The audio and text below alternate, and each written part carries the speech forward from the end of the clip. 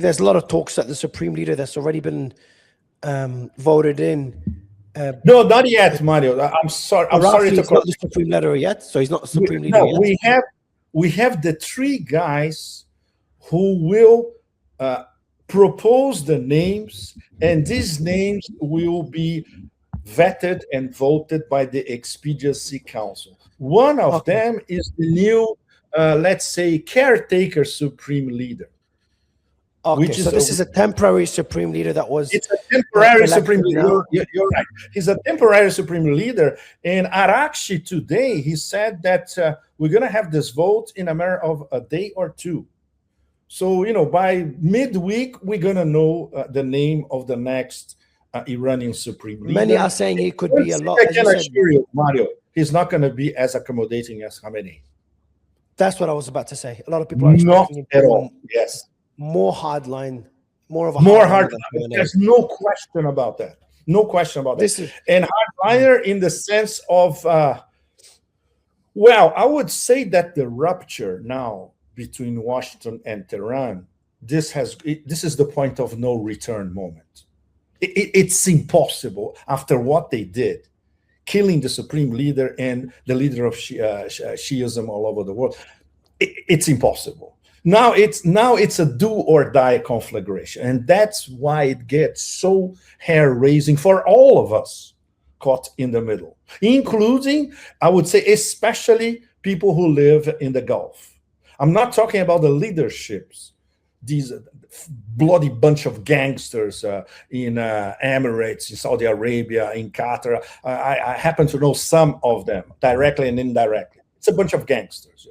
But the populations who live there and the expat populations from all over, you know, I think about the Filipinos or the Romanians who live in the Gulf, you know, or the people from South Asia who need to live in the Gulf to send money back to Pakistan, Nepal, Bangladesh, whatever.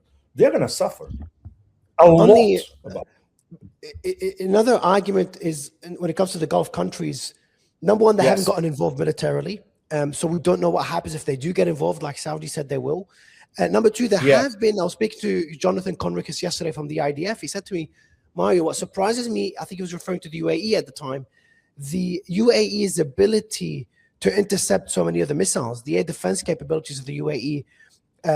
At that time, it was yesterday, based on his numbers, the UAE was struck more than Israel. Obviously, that changed today, where Israel's got struck significantly more. It's struck more than Israel, it's correct, yes. Which I was surprised. I did not expect the air defense capabilities. Not sure if they were expecting to be struck, but everyone I spoke to in the administration was surprised. No one expected Iran to, you know, leapfrog all the steps of escalation and go all the way to closing the Strait of Hormuz, striking Gulf countries. And what's the only thing that's left are the oil refineries of the Gulf countries that haven't been struck. So that doesn't, and obviously maybe Iran using their sea drones and mining the Sea of Hormuz, which has not happened. Talking about the Strait of Hormuz, though, I just got... It could happen. Exactly. That's what's left. If Iran does want to escalate, these are some of the cards it has up its sleeve. And I did get a statement as you were speaking earlier. IRGC made a statement that said 3 American and British oil tankers violating the blockade have been hit by missiles and are burning.